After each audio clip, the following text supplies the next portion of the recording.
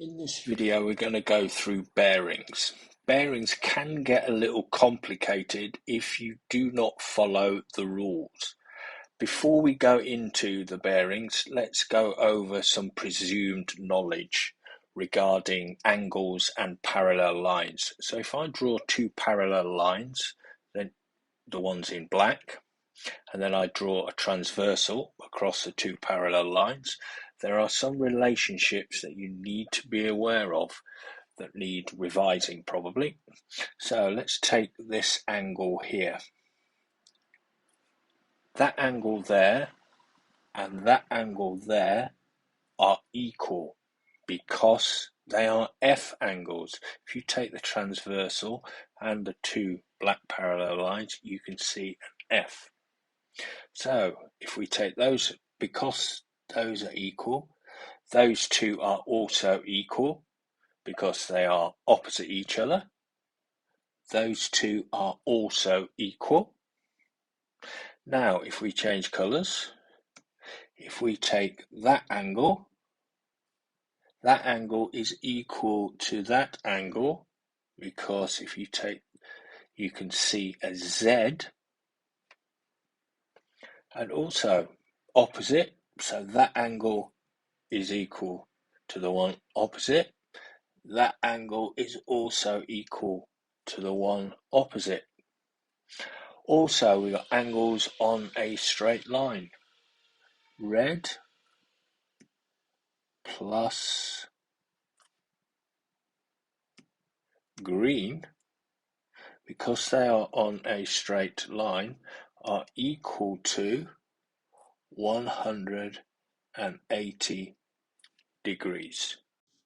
When we are talking about bearings, we are describing the position of one object with relation to a second object. And bearings are most closely related to ships at sea. So we've got two ships, A and B. The first thing we want to know is, where is ship B from A? The from bit tells us where we are. So we are at A. So we're at A and we are always looking north. So we draw in our north line. And then we turn clockwise until we are facing B. So we turn through that many degrees. So it might be 110 degrees.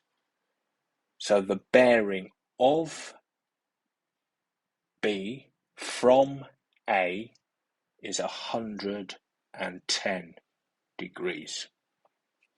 Then we might be asked, where is A from B? Well, the from B tells us where we are.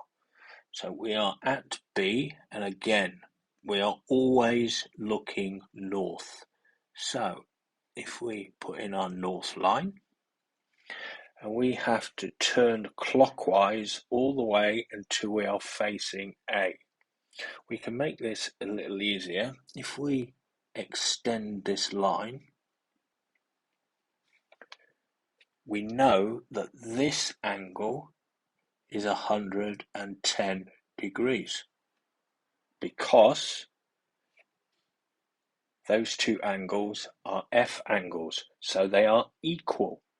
So now we have the 110 degrees plus 180. Why do we know that that's 180?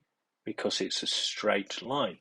So A from B is 110 degrees plus 180, which equals 290 degrees. And if you look at the difference between those two questions, B from A and A from B, the difference is always 180 degrees. So let's recap.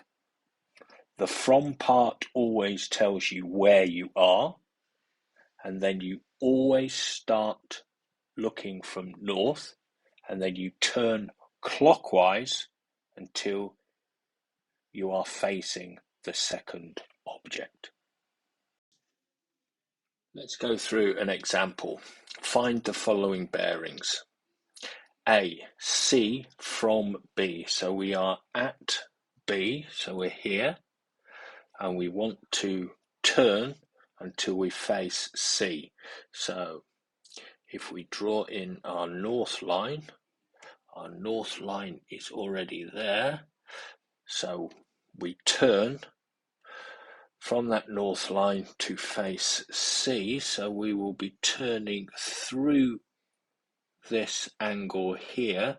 So the bearing of C from B is 0.47 degrees.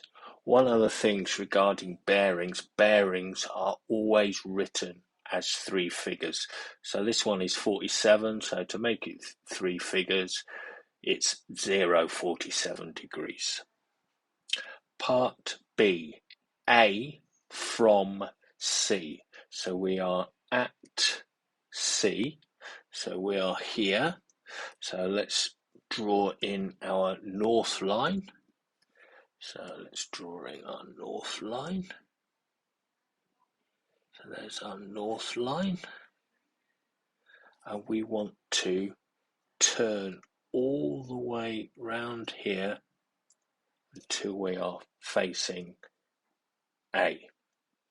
Well, if we extend that line, we know that this angle here is 121 degrees because it is an F angle with the angle at A. We know that this angle here is 180 degrees, so the total angle is 180 plus 121, which equals 301 degrees. And the final one is B from C.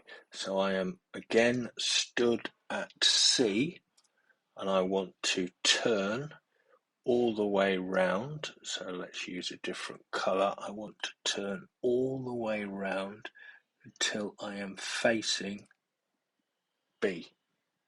So if I find that angle and that angle, I can then take them away from 360 degrees. So this angle here, seeing as that is 121, plus the black angle must add up to 180, so that must be 59 degrees. That makes this angle here also 59 degrees because they are Z angles. Now that I have found that, I can find the other angle in the triangle. So I've got 47 plus 150 plus 59, so that is 90, 106, so that will make that 74 degrees. So B from C is 360 degrees minus 74 minus 59, which equals 227 degrees.